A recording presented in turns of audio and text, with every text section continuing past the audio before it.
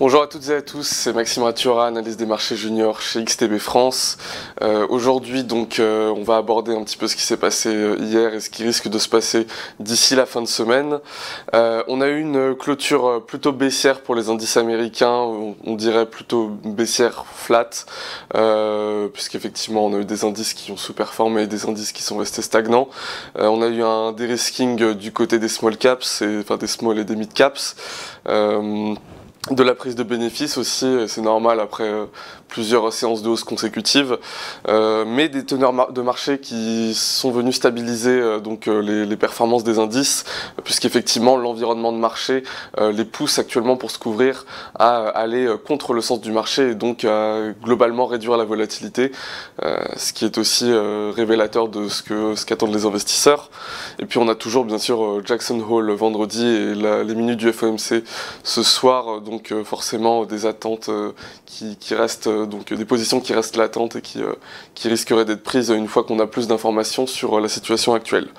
La clôture, donc le S&P 500 a clôturé à moins 0,2%, le Nasdaq moins 0,24%, le Russell 2000 a enregistré la pire performance, donc qui est plus représentatif des small et des mid caps, moins 1,17%. Du côté de l'Europe, l'Eurostoxx a également baissé, moins 0,46%. On enregistre une baisse de 0,31% pour le CAC et de 0,46% pour le DAX. Du côté des marchés asiatiques, le Nikkei 225 japonais a également mal performé, moins 0,46%, et le Hang Seng du côté de la Chine, donc moins 1,04%. Ce matin, on se dirige plutôt vers une séance haussière, enfin en tout cas c'est à l'heure où je vous parle, les performances sont plutôt bonnes pour une pré-ouverture. Le S&P 500 est en hausse de 0,12%, le Nasdaq de 0,16%, le Russell de 0,24%, donc on voit également que ceux qui ont le moins bien performé sont ceux qui ce matin performent aussi le mieux. L'Eurostoxx prend 0,22%, le CAC 0,16% et le DAX 0,11%. Donc voilà, bon, restez vigilants puisque forcément on a cette volatilité qui reste basse, de la volonté de prise de bénéfices, peut-être de dérisquer avant d'avoir des nouvelles qui risqueraient de faire mal, parce qu'effectivement ce qu'on peut observer sur les marchés options, c'est des mouvements de couverture. Le VIX a pris 8%, le Taildex, donc je vous rappelle que c'est le VIX mais pour des événements de marché plus conséquents, a pris plus 22,81%.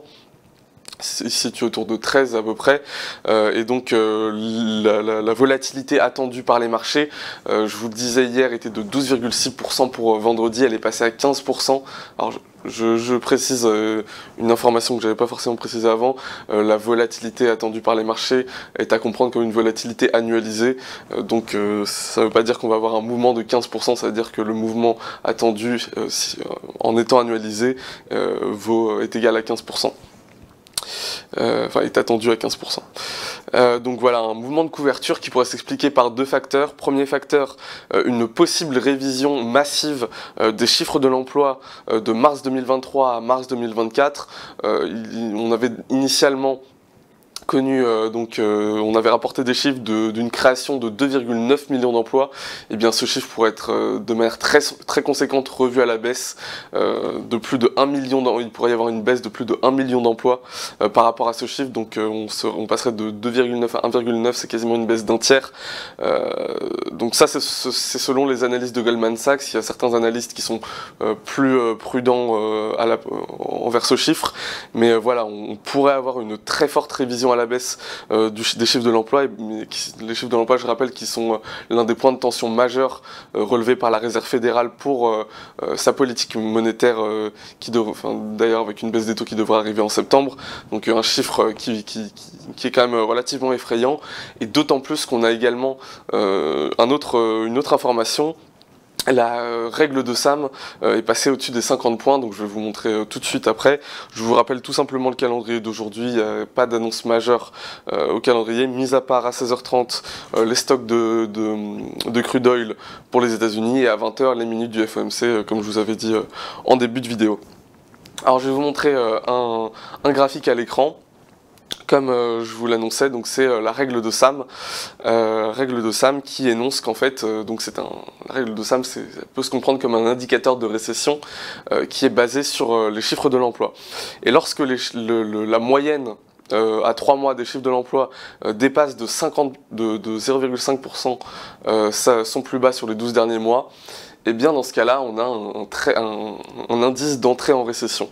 Et comme vous pouvez le constater sur le graphique, l'indicateur de Sam vient d'atteindre les 50 points de base. On est actuellement à 53 points de base, et donc si on suit la cyclicité de cet indicateur, comme vous pouvez le voir, eh bien on risquerait de rentrer en récession. C'est peut-être une anticipation de cet indicateur qui a amené les marchés à fortement retracer en début de mois, d'autant plus qu'on avait des chiffres qui étaient plutôt mauvais. Mais voilà, un indicateur à suivre à suivre très prudemment, puisque voilà, il nous envoie un signal récessionniste assez fort.